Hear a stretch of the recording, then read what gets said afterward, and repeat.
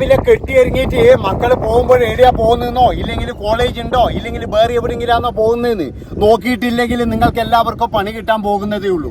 ഞാൻ പറയുന്നത് വേറെ ഒന്നുമല്ല, ഇന്നലെ തെളിവ് സഹിതം അതായത് നമ്മളെല്ലാവരും കണ്ടതാണ്. അവിടെ തൃശ്ശൂർ പൂരം നടക്കുമ്പോൾ അതിന്റെ ഇപ്പുറത്തുള്ള ഒരു ലോഡ്ജിൽ വെച്ചിട്ട് പിടിയും പിന്നെന്താ പറയേണ്ടത് കെട്ടിപ്പിടുത്തവും മാത്രമേ നടക്കുന്നുള്ളൂ. അപ്പൊ ഇങ്ങനെയുള്ള ആഭാസങ്ങളും തോന്നിയവാസങ്ങളുമാണ് നമ്മുടെ നാട്ടിൽ നടക്കുന്നത്. അപ്പൊ ഇതിന്റെ കൂടെ പോകുന്ന ഇങ്ങനെയുള്ള കുട്ടികൾക്ക് നിങ്ങളൊരു കാര്യം ചെയ്യണം. രക്ഷിതാക്കളോട് എനിക്ക് പറയാനുള്ളത്, വീട്ടിൽ തന്നെ ഒരു സൗകര്യം ഉണ്ടാക്കി കൊടുക്കുക. അതായത് അത്രയ്ക്ക് ഭയങ്കരമായിട്ട് മുട്ടിയിരിക്കുകയാണെങ്കിൽ ഇല്ലെങ്കിൽ എന്ന് പറഞ്ഞു കഴിഞ്ഞാൽ ഈ പബ്ലിക്കിന് ഭയങ്കര ബുദ്ധിമുട്ടാണ്. അങ്ങോട്ടും ഇങ്ങോട്ടൊക്കെ പോകുമ്പോൾ ഇവറ്റകളെ മുട്ടിയിരുമിയിട്ടാണ് പോകുന്നത്. അതുപോലെ തന്നെ വേറൊരു കാര്യം കൂടി പറയാം. ഏതെങ്കിലും ഒരു പാർക്ക് പോയി കഴിഞ്ഞാൽ ഒരു മനുഷ്യൻ അതിലൂടെ പോകുന്നുണ്ട് എന്നുള്ളൊരു വിചാരം പോലും ചില ടീമുകൾക്കില്ല. അതായത് ഇതിനിടയ്ക്ക് ഇതുപോലെ ഒരു പാർക്കിലൂടെ പോകുമ്പോൾ ശരിക്കും പറഞ്ഞു കഴിഞ്ഞാൽ കൊച്ചു കുഞ്ഞുങ്ങളെ ഒന്നും കൊണ്ട് നിങ്ങൾ ഉച്ച സമയത്തൊന്നും പാർക്കിൽ പോയേക്കല്ലേ, നാണം കെട്ട് തൊലിയുരിഞ്ഞു പോകും. കാരണം എല്ലാവന്മാരും എന്ന് പറഞ്ഞാൽ ഭയങ്കരമായിട്ട് ഓക്സിജൻ കൊടുക്കലാണ്. ഈ ഓക്സിജൻ കൊടുക്കുന്ന ടീമുകളൊക്കെ എന്ന് പറഞ്ഞാൽ മിക്കതും യൂണിഫോമിൽ തന്നെയാണ്.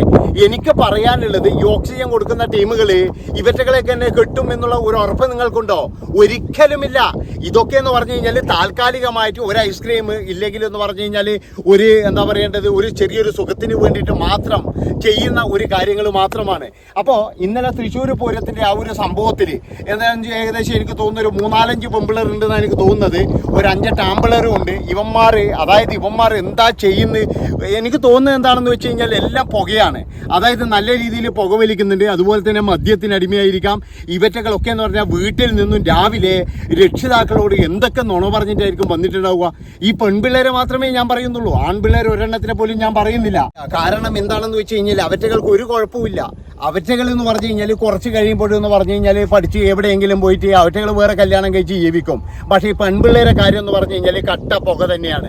ഒന്നുകിൽ എന്ന് പറഞ്ഞു കഴിഞ്ഞാൽ ഇവറ്റകൾ മയക്കുമരുന്നിന് അടിമയാകും, ഇല്ലെങ്കിൽ എന്ന് പറഞ്ഞു കഴിഞ്ഞാൽ ഗർഭിണിയാകും, ഇല്ലെങ്കിൽ എന്ന് പറഞ്ഞാൽ വേറെ ഏതെങ്കിലും തരത്തിൽ ഇതുങ്ങളെ ജീവിതം നശിക്കും എന്നുള്ളതാണ്.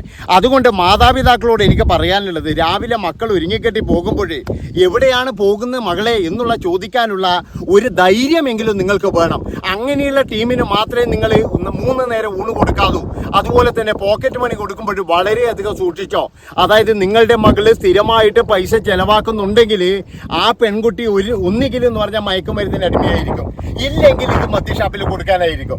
അതുകൊണ്ട് തന്നെ എന്ന് പറഞ്ഞു കഴിഞ്ഞാൽ ഇന്ന് ആവശ്യത്തിനാണെന്ന് പറഞ്ഞു കഴിഞ്ഞാൽ കൃത്യമായിട്ടും ചോദിച്ച് മനസ്സിലാക്കി കൊടുത്തു കഴിഞ്ഞാൽ നിങ്ങൾക്ക് രക്ഷപ്പെടാം. ഇന്ന് രാവിലെ ഇപ്പോഴും സോഷ്യൽ മീഡിയ കണ്ട ഒരുപാട് അച്ഛന്മാരും അമ്മമാരും നെഞ്ഞത്തടിച്ച് നിലവിളിക്കുകയാണ്. കാരണം എന്താണെന്ന് വെച്ച് കഴിഞ്ഞാൽ രാവിലെ കാണുന്നത് ഇവരുടെ മക്കളുടെ ഈ കാമലീലകളാണ് കാണുന്നത്. ആലോചിച്ച് നോക്കണം. അതിൻ്റെ അകത്തുള്ള ഒരു ആൺചക്കനുണ്ട്, അവന് കെട്ടിപ്പിടിച്ചിട്ടും തീരുന്നില്ല. അതുപോലെ തന്നെ ഒരെണ്ണത്തിന് മടിയിലിരുത്തിയിട്ട് തീരുന്നില്ല.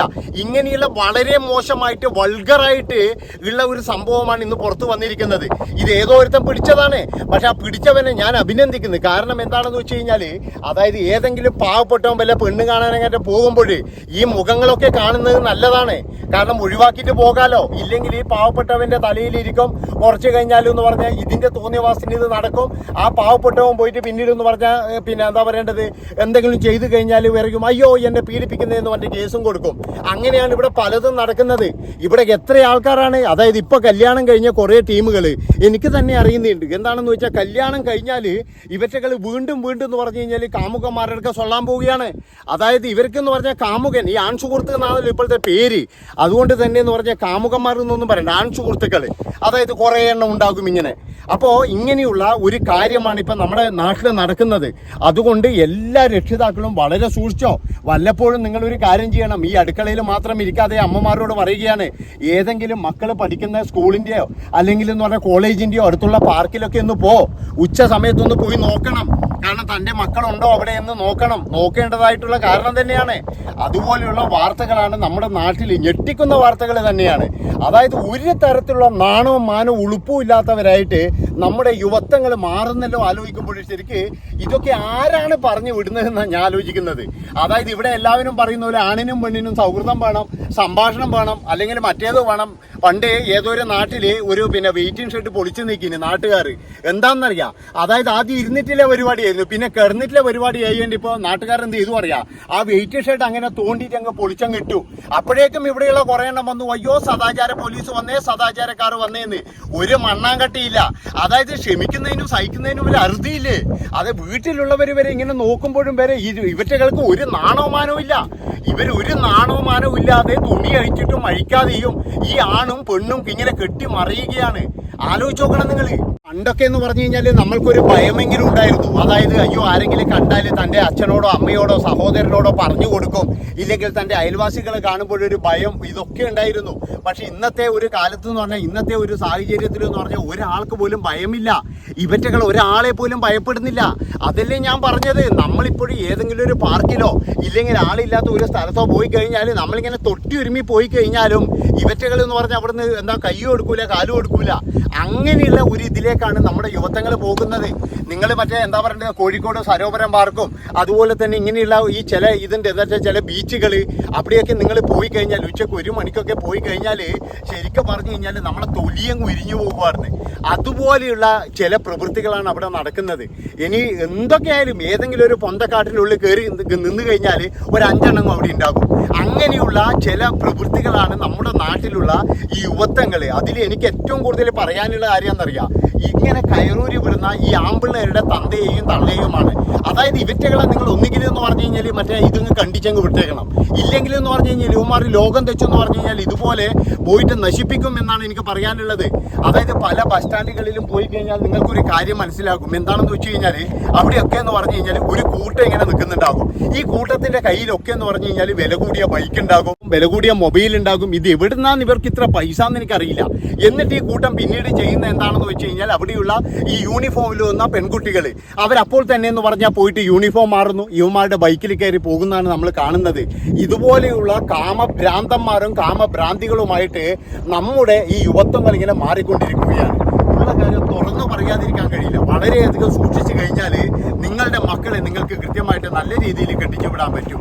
ഇല്ലെങ്കിൽ ഇവനെ പോലെയുള്ള അലവലാദികൾ കള്ളും കഞ്ചാവും കൊടുത്ത് നിങ്ങളുടെ മക്കളെ മയക്കി കൊണ്ടുപോകും എന്നാണ് എനിക്ക് പറയാനുള്ളത്. എല്ലാവരും വിശ്വസിക്കുന്ന ഒരു കാര്യമുണ്ട്, എൻ്റെ മക്കൾ എവിടെയും പോകത്തില്ല, എൻ്റെ മക്കൾ ഡീസൻ്റ് ആണെന്ന്. അതുപോലെ തന്നെ ആയിരിക്കാം ഇന്നലെ ഈ ഒരു പിന്നെ എന്താ പറയുക ഈ ചിത്രങ്ങൾ, ഈ വീഡിയോ ദൃശ്യങ്ങൾ സമൂഹ മാധ്യമങ്ങളിൽ വരുന്നത് വരെ ആ അച്ഛനും അമ്മയും വിചാരിച്ചതും അതുപോലെ തന്നെയാണ്. എൻ്റെ മക്കൾ പോകില്ല, എൻ്റെ മകൾ പോകില്ല എന്ന് തന്നെയാണ് അച്ഛനും അമ്മയും വിചാരിച്ചത്. പക്ഷേ നിങ്ങൾക്ക് ഇപ്പോൾ മനസ്സിലായില്ലേ, ഇന്ന് രാവിലെ ആ ദൃശ്യങ്ങൾ വന്നപ്പോൾ. അതുകൊണ്ട് അത് പ്രചരിപ്പിക്കുന്ന ആൾക്കാരോട് ഞാൻ പറയുകയാണ്, ഈ പാവപ്പെട്ട അച്ഛനമ്മമാർക്ക് ഒരുപാട് വിഷമങ്ങളുണ്ട്. അതുകൊണ്ട് അത് ബ്ലർ ചെയ്തിട്ടങ്ങ് അയക്കണം. അതായത് എല്ലാവരും കണ്ടു, ഇനി കാണാനൊന്നും ആൾക്കാരില്ല. അതായത് ഞാനും ഇതിന് വേണ്ടിയിട്ട് പ്രതികരിച്ചിട്ടുണ്ട്. അതുകൊണ്ട് തന്നെ ഞാൻ പറയുകയാണ്, അത് ബ്ലർ ചെയ്ത് കഴിഞ്ഞാൽ ആ അച്ഛനമ്മയുടെ ഹൃദയം പൊട്ടത്തില്ല. ഇങ്ങനെയുള്ള താന്തോന്നികൾ ഉണ്ടായിക്കഴിഞ്ഞാൽ എന്ത് ചെയ്യാനാണ്? അതായത് ഒരു ഉസിരും പുളിയില്ലാതെ പിള്ളമാരുണ്ടായി കഴിഞ്ഞാൽ എന്ത് ചെയ്യാനാ? നിങ്ങളൊന്ന് ആലോചിച്ചോക്കെ. ഇതുപോലെ വല്ലവനുമായിട്ട് കെട്ടിമറിയുക, കെട്ടിപ്പിടിക്കുക, ഉമ്മ കൊടുത്ത് മടിയിൽ കിടന്ന് മറ്റേതാക്കിയിട്ട് ഇങ്ങനെയുള്ള ടീമുകൾ ഒരു ഉളുപ്പും ഇല്ലാതെ എന്ത് അവസ്ഥയാണെന്നാണ് ഞാൻ ആലോചിക്കുന്നത്. എൻ്റെ അഭിപ്രായം പ്രതികരിക്കണത്, അതായത് നാട്ടുകാർ എല്ലാവരും പ്രതികരിക്കണമെന്നേ ഞാൻ പറയുള്ളൂ, ഇങ്ങനെയുള്ള ഈ ഇമാതിരി കാമ പേക്കൂത്തുകൾ കണ്ടു കഴിഞ്ഞാൽ. അപ്പോൾ ഇത്രയും പറഞ്ഞുകൊണ്ട് ഈ ഒരു വീഡിയോ ഇവിടെ വെച്ച് വൈൻഡപ്പ് ചെയ്യാണ്. ഇഷ്ടപ്പെട്ട് കഴിഞ്ഞാൽ ഇത് എല്ലാവർക്കും ഒന്ന് ഷെയർ ചെയ്ത് കൊടുത്തോ, ആർക്കെങ്കിലും ഉപകാരപ്പെടട്ടെ. ഒരു ലൈക്ക് അത് മറക്കല്ലേ, കമൻറ്റ് നിങ്ങളുടെ ഇഷ്ടം. നന്ദി, നമസ്കാരം.